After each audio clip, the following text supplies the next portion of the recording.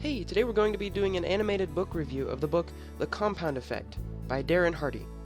And he starts off by having you visualize three people. The first one, over the course of 31 months, decides to do nothing different with his life. The second one decides to buy a TV, and in turn, since he has a new TV, he starts watching Food Network. And then after that, he decides he wants to have some friends over, so he installs a little bar in his basement. The third person, however, starts to read 10 pages a day, a measly little 10 pages a day in books. And he also learned on Dr. Oz that if he cuts 125 calories per day, that it would be significant in the long run. So he decides to cut out that morning coffee. And over the course of, for the next 5 months, you don't see any big differences.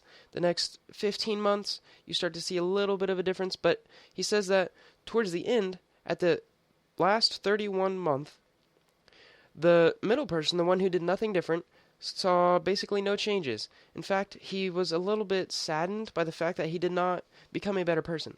The person on the left, the one who made negative choices, actually gained 30 pounds, and in turn, since he was not spending quality time or was not improving the quality of his life, his wife became angry with him. However, the third person, who decided to make positive impact changes on his life, lost 30 pounds, became fitter, and is probably going to live longer. And also because he read 10 pages a day, he gained knowledge and insight, and he actually received a promotion at work. Darren Hardy says that small, smart choices consistently over time impact great things through the rest of your life. He says that you must start with taking responsibility. And a lot of people do this in life. What they do is they finger point, they blame other people. And particularly in the environment that I'm in, I have seen a lot of people blame the government. It's the government's fault. It's not my fault. It's the government's fault. Well, if it was better, he says that you should not do this. In the next chapter, he also talks about something called Big Mo, which stands for momentum. And if you've ever seen a rocket ship take off, it spends 80% of its fuel in the first 2 or 3 minutes. And this is because it needs enough thrust to get off the ground, and then once it's up there, it doesn't need very much fuel to keep going. And he says that in our life is like that. The first month of reading those 10 pages a day for the positive guy, it's going to take him a lot of energy to learn and to motivate himself to read 10 pages a day. So he says that we need to put a lot of effort into making ourselves better. He also says that our environment has a lot to do with how we act.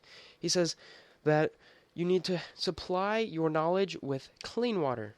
A lot of people have dirty water. They have negative influences around them. And he says that you should try to rid these a lot.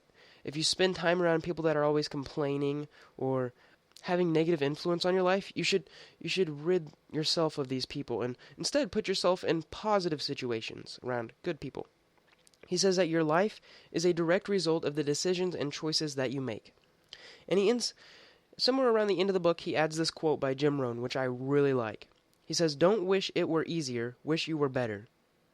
In other words, don't blame the environment, look for ways to better yourself to make it so that you can solve the problem simpler. I hope you enjoyed watching this animated book review, and if you did, subscribe for more. Thanks for watching.